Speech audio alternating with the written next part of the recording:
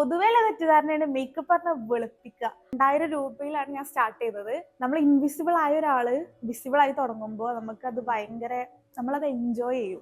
+1 +2 കഴിഞ്ഞപ്പോൾ എൻ്റെ passion and dream 2 കോർണറിലാണ്. ഞാനതിൽ കരയ വരെ ചെയ്തു. കാരണം ഏതൊരു ഗേളിനും അത് പറയാന്നുള്ള വെച്ചാൽ ഒരു സ്വപ്നം തന്നെയാണ്. ഷാലു ലൈഫിൽ നല്ലൊരു ഇമ്പോർട്ടൻ്റ് ആയിട്ടുള്ള ഒരാൾ കൂടിയാണ്. തലേന്ന് ട്രിപ്പ് കയറ്റിയിട്ട് പിറ്റേന്ന് വർക്ക് എടുക്കേണ്ട സിറ്റുവേഷൻ വന്നിട്ടുണ്ട്. Hello everyone, welcome back to Kriya talks. So ഇന്നത്തെ നമ്മുടെ എപ്പിസോഡ് നമ്മുടെ കൂടെ ഉള്ളത് സെഹ്ല ഷെറിനാണ്.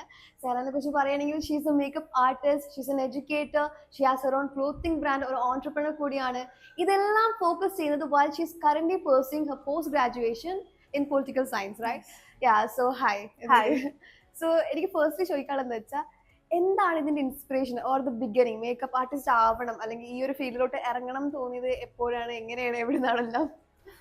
ഞാൻ ഡിഗ്രി പഠിച്ചുകൊണ്ടിരിക്കുന്ന ടൈമിലാണ് ഈ ഒരു ഇതിലോട്ട് വരുന്നത്. കൊറോണ ടൈം ആയിരുന്നു. സോ ഫസ്റ്റ് എന്ന് പറഞ്ഞത് മേക്കിംഗ് മണി. നമുക്ക് അപ്പോഴൊന്നും ഒരു ഇൻകം ഇല്ല. നമുക്ക് എന്തായാലും കോളേജിൽ പഠിക്കുന്ന ടൈമിൽ നമുക്ക് പലതരത്തിലുള്ള എക്സ്പെൻസസ് ഉണ്ടാവും. ഇതിനൊക്കെ നമ്മുടെ പാരന്റ്സിനോട് ചോദിച്ച് അടുക്കും.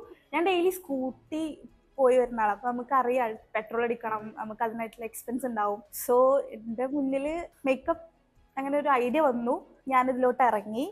മേക്കപ്പിനോട് പണ്ട് ഒരു പാഷൻ ഉണ്ടായിരുന്നോ അതോ? ഇല്ല, യാതൊരു കണക്ഷനും ഞാൻ മേക്കപ്പ് ആയിട്ടില്ലായിരുന്നു. എവിടുന്നാ വന്ന പോലും എനിക്കറിയില്ല. പക്ഷെ നമ്മള് റീൽസ് ആയിക്കോട്ടെ, IGTVs ആയിക്കോട്ടെ, ഇന്ത്യയിൽ റെക്കമെൻഡേഷനിൽ ഇങ്ങനെ മേക്കപ്പ് വീഡിയോസ് കറങ്ങിയാണ് വന്നിട്ടുണ്ടായിരുന്നു. അപ്പോ എനിക്ക് തോന്നി വൈ നോട്ട്, നമുക്ക് സ്റ്റാർട്ട് ചെയ്ത് കൂടാന്ന്. അപ്പോൾ സ്റ്റാർട്ട് ചെയ്തപ്പോ ഫസ്റ്റ് ക്ലയന്റ് അല്ലെങ്കിൽ ഫസ്റ്റ് പ്രൊജക്ട് എങ്ങനെയായിരുന്നു? ഫസ്റ്റ് എന്ന് പറയുന്നത് എൻ്റെ ഫ്രണ്ടിന്റെ ഫ്രണ്ടായിരുന്നു. അപ്പോ ഞാൻ സ്റ്റാർട്ട് ചെയ്തപ്പോൾ തന്നെ എനിക്കൊരു ഫ്രണ്ട് ഉണ്ടായിരുന്നു. അപ്പോൾ അവളാണ് എന്നെ ഓക്കെ എനിക്കൊരു ഫ്രണ്ട് ഉണ്ട്, അവളെ മാരേജ് ഉണ്ട്, സോ ആ വർക്ക് എടുത്തുകൂടെ, അങ്ങനെ സ്റ്റാർട്ട് ചെയ്തുകൂടെ എന്ന് വെച്ചിട്ടാണ് ഞാൻ സ്റ്റാർട്ട് ചെയ്തത്. ഒരു 2000 രൂപയിലാണ് ഞാൻ സ്റ്റാർട്ട് ചെയ്തത്. ഓക്കെ. സോ ഞാൻ പേഴ്സണൽ ജേർണി വായിച്ചപ്പോൾ ഞാനത് കേട്ടിരുന്നു. കോളേജിൽ സ്കൂളിൽ പഠിക്കുമ്പോഴൊക്കെ ഞാൻ ഇൻവിസിബിൾ സ്റ്റുഡന്റ് ആയിരുന്നു, യു ഫ്രീസ് ലൈക്ക് ദാറ്റ്. അത് അങ്ങനെ പറയാൻ കാരണം എന്താണ്? കാരണം നമ്മളെ ചൈൽഡ്ഹുഡിൽ നമുക്ക് കുറെ ട്രോമാസ് ഉണ്ടാവും. ഞാന് നമ്മുടെ ഒരു 4th സ്റ്റാൻഡേർഡ് 5th 6th ആ ഒരു ടൈമിലൊക്കെ നമ്മൾ ഭയങ്കര ഇൻവിസിബിൾ ആയിട്ടുള്ള ഒരു ആളായിട്ടായിരുന്നു എനിക്ക് ഫീൽ ചെയ്തിരുന്നത്. അതാണ് ബാക്കിയുള്ളവർക്ക് എങ്ങനെ എനിക്കറിയില്ല. കാരണം നമ്മൾ എന്ത് ചെയ്താലും നമ്മൾ ആരെയും അറിയില്ല. നമ്മളെപ്പോഴും ഒരു ബാക്കിലോട്ട് നിൽക്കുന്ന ഒരു കുട്ടി. ഈവൻ ടീച്ചേഴ്സിന്റെ അടുത്തുനിന്ന് പോലും ചില സിറ്റുവേഷൻസ് എനിക്ക് നേരിടേണ്ടി വന്നിട്ടുണ്ട്. ലൈക്ക് ഒരു എക്സാമ്പിൾ പറയാം, നമ്മൾ ക്ലാസ്സിൽ ഗ്രൂപ്പ്സ് ഉണ്ടാക്കും, 2 ഗ്രൂപ്പായിട്ട് ഉണ്ടാക്കും. അപ്പോൾ ഗ്രൂപ്പ് ലീഡർ ആവണം സ്റ്റുഡൻസിനെ സെലക്ട് ചെയ്യേണ്ടത്. സെലക്ട് ചെയ്യുന്നതിന് മുന്നേ സാറ് പറഞ്ഞു ഇതിൽ നല്ല എന്താ പറയാ, അത്യാവശ്യം കാലിബേഴ്സും അല്ല നല്ല ഇതിൽ ഇഷ്ടമുള്ള ആൾക്കാരെക്കാരം ഗ്രൂപ്പിലോട്ട് സെലക്ട് ചെയ്ത് ഇങ്ങനെ നിൽക്കാറ്. എല്ലാവരും സെലക്ട് ചെയ്തു. ഞാൻ ഏത് ഗ്രൂപ്പിലോട്ടാ പോവാന്ന് അറിയില്ല. ലാസ്റ്റ് ഒരു കുട്ടി മാത്രം ബാക്കിയുണ്ടായി, ഞാനായിരുന്നു. അപ്പോൾ ആ ഒരു, നമ്മൾ ഏത് ടീച്ചേഴ്സ് ആണെങ്കിലും അങ്ങനെ പറയരുതെന്നുണ്ട്, ഒരു കുട്ടിയോടും അങ്ങനെ പറയരുതെന്നുണ്ട്. അപ്പൊ ലൈക്ക് നമുക്ക് അവിടെ ആ ക്ലാസ്സിൽ നമുക്ക് ഇങ്ങനെ ഒരു ഫീൽ വരും, ലൈക്ക് നമ്മളൊന്നിനും പറ്റൂലേ, ആർക്കും നമ്മൾ ഇഷ്ടല്ലേ, അല്ലെങ്കിൽ നമുക്ക് കാലിബർ ഇല്ലേ, അങ്ങനെ ഒരു ക്വസ്റ്റ്യൻ മാർക്ക് വരും. സോ ഫസ്റ്റ് ആയിട്ട് അതാണ് അങ്ങനെ. സോ ആ ഒരു സിറ്റുവേഷനും ഇപ്പോഴത്തെ സിറ്റുവേഷനും കമ്പയർ ചെയ്യുമ്പോൾ how do you feel? How I feel എന്ന് വെച്ചാല് എൻ്റെത് ഓരോരോ സ്റ്റേജസ് ആണ്. ആ ടൈമിൽ അങ്ങനെ. പിന്നെ 9th and 10th ഞാൻ അബ്രോഡ് പഠിച്ചിരുന്നത്. ആ ടൈമിൽ കുറച്ച് ലൈക്ക് ഞാൻ അത്ലറ്റിക്സിലുണ്ടായിരുന്നു, പിന്നെ ബാസ്കറ്റ്ബോൾ പ്ലെയർ ആണ് ഞാൻ. അപ്പോൾ ആ സ്കൂളിൽ ഫസ്റ്റ് ടീം ഞങ്ങളതാണ്. ലൈക്ക് അതിൽ നോട്ടീസ് ചെയ്ത് തുടങ്ങി. ലൈക്ക് സ്പോർട്സിൽ കുറച്ച് ഇഷ്ടം കൂടി വന്നു, ആക്റ്റീവായി.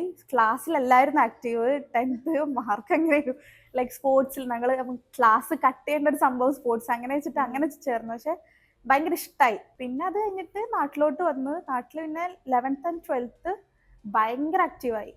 ലൈക്ക് നമ്മൾ സ്കൂൾ ലീഡറായി, ഭയങ്കര ആക്റ്റീവ്. പറഞ്ഞാൽ ടീച്ചേഴ്സിന് പോലും നമ്മളൊരു എന്തെങ്കിലും പ്രോഗ്രാം ഉണ്ടെങ്കിൽ ഫസ്റ്റ് എൻ്റെ പേര് വരൽ തുടങ്ങി. നമ്മൾ ഇൻവിസിബിൾ ആയ ഒരാള് വിസിബിൾ ആയി തുടങ്ങുമ്പോൾ നമുക്കത് ഭയങ്കര, നമ്മളത് എൻജോയ് ചെയ്യും. ഏതൊരു കാര്യത്തിലാണെങ്കിലും നമുക്ക് ഇഷ്ടമുള്ള ടീച്ചേഴ്സ് ഉണ്ടെങ്കിൽ നമ്മൾ പഠിക്കും, ഇഷ്ടമുള്ള ഒരാളാണെങ്കിൽ നമ്മൾ പഠിക്കും. ലൈക്ക് +1 +2 അങ്ങനെ ഒരു കാലഘട്ടമായിരുന്നു. ഫ്രണ്ട്സ് ആയിക്കോട്ടെ, എല്ലാവർക്കും നമ്മൾ വേണമെന്നുള്ളൊരു ഫീല് അത് കിട്ടൽ തുടങ്ങി. പിന്നെ ഡിഗ്രി വന്നപ്പോൾ കുറച്ച് ആംബിവേർട്ട് എന്ന് പറയാ.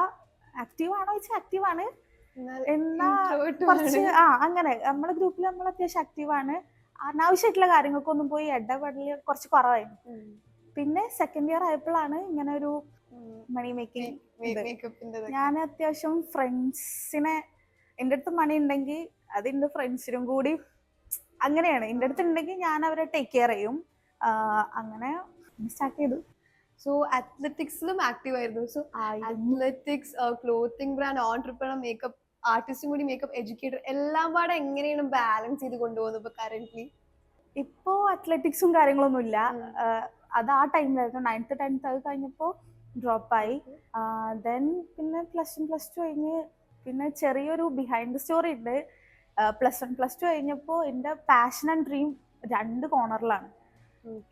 Passion is makeup, then dream is ചെറിയൊരു സീക്രട്ടാണ്. ഒരു വർഷം ആ ഒരു ഡ്രീമിന്റെ പിന്നാലെ കോച്ചിങ് ആയിട്ട് അങ്ങനെ പോയി. ഇപ്പോൾ ഓൺട്രപ്രണർ ആയിട്ട് നോക്കുന്നു. സോ ഇപ്പോൾ പോസ്റ്റ് ഗ്രാജുവേറ്റ് PG എന്നൊക്കെ പറയുമ്പോൾ it's more hard than degree. ആ സമയത്ത് ഇതെല്ലാം പാടെ എങ്ങനെ ഹാൻഡിൽ ചെയ്യുന്നത്? ഞാൻ ഇഗ്നോയിലാണ് പോസ്റ്റ് ഗ്രാജുവേഷൻ ചെയ്യുന്നത്. സോ നമുക്ക് വർക്കും ചെയ്യാം, പഠിക്കും ചെയ്യാം. സോ അങ്ങനെ സുഖാണല്ലേ. So as a makeup educator പറയുമ്പോൾ മേക്കപ്പ് ആർട്ടിസ്റ്റ് ആവാൻ എല്ലാവർക്കും ഈസിയാണ്. അതൊരാൾക്ക് പഠിപ്പിച്ചു കൊടുക്കുക, സ്കില്ല് എത്തിച്ചു കൊടുക്കുക എന്ന് പറയുമ്പോൾ ഇറ്റ്സ് കൈൻഡ് കോംപ്ലിക്കേറ്റഡ്. സോ അതിൽ ഏറ്റവും റിവാർഡിംഗ് ആയിട്ടുള്ള ഒരു മൊമെന്റ് അല്ലെങ്കിൽ എന്തെങ്കിലും നല്ലൊരു എക്സ്പീരിയൻസ് ഷെയർ ചെയ്യാൻ പറ്റുമോ? ഞാൻ കറന്റ്ലി 2 ബാച്ച് കഴിഞ്ഞു. 3rd ബാച്ച് നാളെയാണ് സ്റ്റാർട്ട് ചെയ്യുന്നത്. അപ്പോൾ റിവാർഡ് എന്ന് പറയുന്നത് നമ്മൾ ക്ലാസ് എടുത്ത സ്റ്റുഡൻസിന്റെ അച്ചീവ്മെന്റ്സും അവരുടെ ഗ്രോത്തും, പിന്നെ നമ്മളെ മാം എന്ന് പറഞ്ഞ് വിളിച്ചു വരും, മിസ് എന്ന് പറഞ്ഞ് വിളിച്ചു വരും, ഓരോ ക്വസ്റ്റ്യൻസ് ചോദിക്കുമ്പോഴും ലൈക്ക് നമുക്ക് എനിക്കൊരിതുണ്ട്, ഇതിന്റെ എല്ലാം ഞാൻ പറഞ്ഞു കൊടുക്കും. അല്ലാതെ കുറച്ച് ഹൈഡ് ചെയ്തിട്ട് ഇതാണ് എൻ്റെ ട്രിക്സ് ആൻഡ് ടിപ്സ് ഉള്ളത് അവരും കൂടി പഠിച്ചാൽ അവർ ഇന്ത്യക്കാരിലും അങ്ങനെ ചിന്ത വെച്ചാൽ നമുക്ക് ഗ്രോത്ത് ഉണ്ടാവില്ല. നമുക്ക് എന്താണ് അറിയുന്നത് അത് വേറൊരാൾക്ക് പറഞ്ഞു കൊടുക്കുകയാണെങ്കിൽ അത് നമുക്ക് വേറൊരു പോയിന്റിൽ നമുക്കത് കിട്ടും. ഇപ്പോ കറന്റ്ലി ഞാൻ വർക്ക്ഷോപ്സ് ആണ് എടുക്കാറ്. ഒരു 3 day ക്ലാസ്സസ് ആണ് എടുക്കാറ്. അതിലൊരു 10 സ്റ്റുഡൻസിനാണ്. ഫസ്റ്റ് ക്ലാസ്സിൽ ഭയങ്കര ക്വസ്റ്റ്യൻ മാർക്ക് ആണ്, എന്നെ കൊണ്ട് ഇത് കഴിയുമോന്ന് അറിയില്ല, എങ്ങനെ ആവും അറിയില്ല, ഫസ്റ്റ് ഈ 10 സ്റ്റുഡൻസിനെ എങ്ങനെ മാനേജ് ചെയ്യാന്ന് അറിയില്ല. പക്ഷെ എനിക്ക് നല്ലൊരു സപ്പോർട്ടീവ് ഫാമിലി ഉണ്ട്. ലൈക്ക് എൻ്റെ ഇപ്പൊ വന്നവരാണെങ്കിൽ പോലും എൻ്റെ ഹസ്ബൻഡിന്റെ വീട്ടുകാരാണ് ഇവര്. അപ്പോ ഭയങ്കരമായിട്ട് സപ്പോർട്ടീവ് ആണ് ഇവര്. ഇപ്പൊ ഉമ്മയായാലും ഉപ്പയായാലും ഇവർ കസിൻ സിസ്റ്റേഴ്സ് ആയാലും ഒരു ഫ്രണ്ട്ഷിപ്പ് പോലെ നമ്മളെ ഭയങ്കരമായിട്ട് മോട്ടിവേറ്റ് ഇത് ചെയ്യ്. ഇവരാണെങ്കിൽ എങ്ങോട്ടും പോന്നരും. നമുക്ക് അങ്ങനത്തെ പ്രശ്നങ്ങളോ കാര്യങ്ങളൊന്നും ഇല്ല. പിന്നെ ഞാൻ സെൽഫായിട്ട് പഠിച്ചതാണ്. ഞാൻ കുറെ നോക്കിയിരുന്നു ക്ലാസ് എവിടെ കിട്ടും, അഫോർഡബിൾ ആയിട്ടുള്ള ഫീ എവിടെ നിന്ന് കിട്ടും. അപ്പൊ നമ്മളെ ഈ ഏരിയയിലൊന്നും ആ ടൈമിൽ ക്ലാസ് എടുത്തെടുക്കേണ്ട ഒരു ആൾക്കാരോ ആരും ഇല്ലായിരുന്നു. ഇപ്പോഴാണ് കുറെ ആൾക്കാർ ഇങ്ങനെ, ഇപ്പൊ ഇതൊരു കോമ്പറ്റീഷൻ ഫീൽഡാണ്. നമുക്ക് ഇൻസ്റ്റഗ്രാമിൽ മേക്ക് ഓവർ എന്ന് അടിച്ചു കൊടുത്താല് 100+ പേജസ് നമുക്ക് വരും. ഇതില് കേറുന്ന വരെ ഒരു ടാസ്ക് ആണ്. ഇതില് സക്സസ്ഫുൾ ആവാൻ നല്ല ഹാർഡ് വർക്ക് ചെയ്യണം. അതിന്റെ റിസൾട്ട്സ് നമുക്കിപ്പോ കാണാണ്ട് the success that you have build. So എങ്ങനെ മേക്കപ്പ് എഡ്യൂക്കേറ്റർ ആവാൻ അതെങ്ങനെ ആ ഒരു പാത്തിലോട്ട് എത്തിച്ചേരുന്നു? ഫ്രം ആൻ ആർട്ടിസ്റ്റ് ഇങ്ങനെ പഠിപ്പിക്കാൻ തുടങ്ങണം എന്നെങ്ങനെ വന്നത്?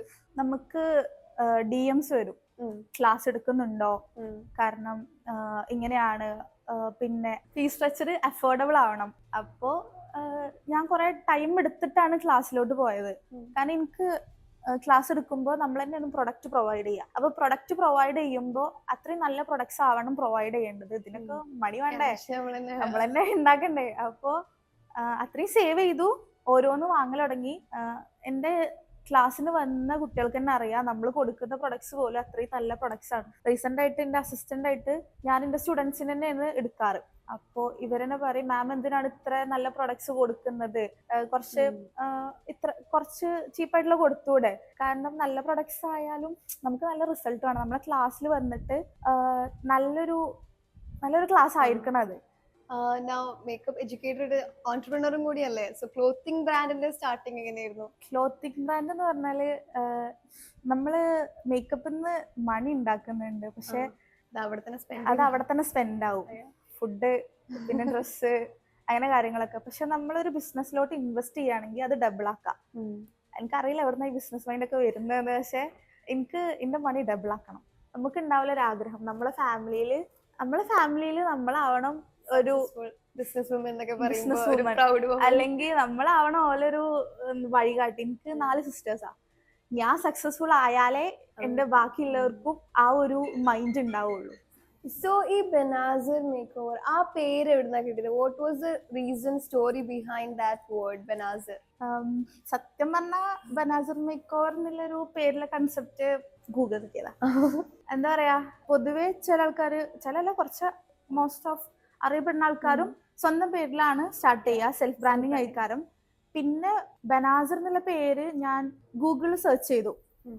എന്താണ് എക്സാക്ട്ലി സെർച്ച് ചെയ്തെന്ന് അറിയില്ല, പക്ഷെ കുറെ ലിസ്റ്റിലേക്ക് ഒരു പേര് എനിക്ക് ഭയങ്കരമായിട്ട് ഇഷ്ടമായി. അത് സ്പാർക്ക് ചെയ്ത് ലൈക്ക് ഞാൻ അതെടുത്ത് കുറെ സെർച്ച് ചെയ്തു. ഞാൻ ഇൻസ്റ്റാഗ്രാമിൽ സെർച്ച് ചെയ്തു ഈ ഒരു പേരിൽ ഏതെങ്കിലും പേജ് ഉണ്ടോ, അല്ലെങ്കിൽ ആരുടെങ്കിലും അക്കൗണ്ട് കുറച്ച് റീച്ചുള്ള അക്കൗണ്ട് ഉണ്ടോ, അല്ലെങ്കിൽ ആരെങ്കിലും ഇത് യൂസ് ചെയ്യുന്നുണ്ടോ ഈ പേര്. ആ ഒരു ടൈമിൽ ആരും അങ്ങനെ ഇല്ലായിരുന്നു. ചെറിയ ചെറിയ ആ നെയിമിൽ ആൾക്കാർ കുറച്ച് പേരുള്ളായിരുന്നു. സോ ഞാൻ ഡിസൈഡ് ചെയ്തു ഇതെടുക്കുക. പിന്നെ എനിക്ക് ഞാനാണ് മേക്കപ്പ് ആർട്ടിസ്റ്റ് എന്ന് ആരും അറിയരുത്, ഒരു ചമ്മലായിരുന്നു എനിക്ക് ആ ഒരു ടൈമില്. എനിക്ക് ഭയങ്കര ഞാൻ ഇവരെന്താ വിചാരിക്കാന്നുള്ളൊരു മൈൻഡ് ആ ടൈമിൽ ഉണ്ടായിരുന്നു. ചമ്മൽ പറഞ്ഞ ഒരു കുറച്ചിൽ പോലെ ഫീൽ ചെയ്തിരുന്നു. കാരണം ബ്യൂട്ടീഷ്യൻ എന്നുള്ളൊരു പേരാണ് ആ ടൈമില് ഈ ഒരു എല്ലാവർക്കും. അപ്പൊ എനിക്ക് അത് വേണ്ട, ഞാനാണിത് ചെയ്യുന്നതെന്ന് ഇവൻ കോളേജ് പഠിക്കുന്ന ടൈമിൽ വരെ വേറൊരാൾ അറിയരുത്, അല്ലെങ്കിൽ ഞാനാണിത് ചെയ്യുന്നതെന്ന് എനിക്ക് അറിയാനൊരു താല്പര്യം ഇല്ലായിരുന്നു. അപ്പോ എന്റെ ഫ്രണ്ടിലൊരു മാസ്ക് ആയിട്ട് ബനാസർ മേക്ക് ഓവർ. സോ ഒബ്വിയസ്ലി ഏതൊരു ഡോട്ടറിനും അവർ ഫാമിലി ആയിരിക്കും ഏറ്റവും വലിയ ഇമ്പോർട്ടന്റ് ആയിട്ടുള്ളത്. സോ ഈ ഒരു പാത്ത് വേ അല്ലെങ്കിൽ ഈ ഒരു ജേർണിയിൽ ഫാമിലിക്ക് എന്തായിരുന്നു ഏറ്റവും വലിയ ഒരു ഇമ്പോർട്ടൻസ്? ഫാമിലി ഒബ്വിയസ്ലി ഭയങ്കര ഇമ്പോർട്ടന്റ് ആണ് എനിക്ക്. ഞങ്ങൾ 5 മക്കളാ, ഞങ്ങൾ 5 ആളും ഗേൾസ് ആണ്. ഇതില് എൽഡസ്റ്റ് ആണ് ഞാന്. പിന്നെ ബാക്കിയുള്ളൊരു +1, പിന്നെ 8th, LKG UKG ആ ഒരു ടൈപ്പ്, പിന്നെ 3rd സ്റ്റാൻഡേർഡ് അങ്ങനെ പഠിക്കുന്നത്. അപ്പോ ഞാൻ ഇൻഡിപെൻഡന്റ് ആയപ്പോ എൻ്റെ ഫാമിലിന്റെ ലൈഫ് സ്റ്റൈലും പതുക്കെ ചേഞ്ച് ആവാൻ തുടങ്ങി. ഞാൻ അവരെ പുറത്തു കൊണ്ടുപോകാൻ തുടങ്ങി. ഞാൻ അവർക്ക് എന്താ പറയാ, അവരെ നീഡ്സ് എനിക്ക് എക്സ്പെൻസ് എനിക്ക് മീറ്റ് ചെയ്യാൻ പറ്റും. എൻ്റെ അമ്മക്ക് ഒരു ആഗ്രഹം ഉണ്ടെങ്കിൽ അതെനിക്ക് ചെയ്തു കൊടുക്കാൻ കഴിയും. പിന്നെ എൻ്റെ ഉപ്പാനെ പറ്റി പറയാന്ന് വെച്ചാല്, എൻ്റെ ഉപ്പാക്ക് പഠിക്കുന്ന കുട്ടികളെ ഭയങ്കര ഇഷ്ടമാണ്. എത്ര വേണമെങ്കിലും എൻ്റെ ഉപ്പ പഠിപ്പിക്കും. ഇന്നൊരു ഡോക്ടർ ആക്കാനായിരുന്നു ആഗ്രഹം, പക്ഷെ എനിക്കതിന് കഴിഞ്ഞില്ല. ലൈക്ക് ആ ആഗ്രഹം ഇപ്പോഴും ഉണ്ട്. എൻ്റെ അനിയത്തിനെപ്പോ നീറ്റിലെ എൻട്രൻസിൽ ചേർത്തി. അപ്പൊ എനിക്ക് ഭയങ്കര എന്താ പറയാ, നമ്മളിപ്പോ ആഗ്രഹിച്ചത് ചെയ്യാൻ കഴിഞ്ഞില്ലല്ലോ എന്നുള്ളൊരു കുത്തലുണ്ടാവും. ആ ഒരു ഇതിലായിരുന്നു സിവിൽ സർവീസ്. ഇങ്ങനെ ഓക്കെ, സിവിൽ സർവീസ് പറഞ്ഞത് ഭയങ്കര റെസ്പെക്റ്റുള്ളൊരു പൊസിഷനാണ്. പിന്നെ എനിക്ക് സോഷ്യൽ സർവീസ് ഇഷ്ടമാണ്. അങ്ങനെ ബട്ട് എന്താ പറയാ, നമ്മള് സ്കില്ലിലൂടെയും നമുക്ക് നമ്മളെ ഫാമിലിനെ പ്രൗഡ് ആക്കാം, നമ്മളെ സ്കില്ലിലൂടെയും നമുക്ക് നാലാൾക്കാർ അറിയാം. അങ്ങനെ ഒരു ഇതുണ്ട്. എൻ്റെ ഉപ്പ പറഞ്ഞാല് ഒരു ജമ്മന്നെ പറയാ, അങ്ങനെ ഒരാളാണ്. ഞങ്ങള് 4-5 ഗേൾസിനൊക്കെ നോക്കണമെങ്കിൽ എത്രങ്ങാനും നമ്മളറിയാ സൊസൈറ്റിയിൽ ഉണ്ടാവും. 5 പെൺകുട്ടികളും കെട്ടിച്ചേക്കുക.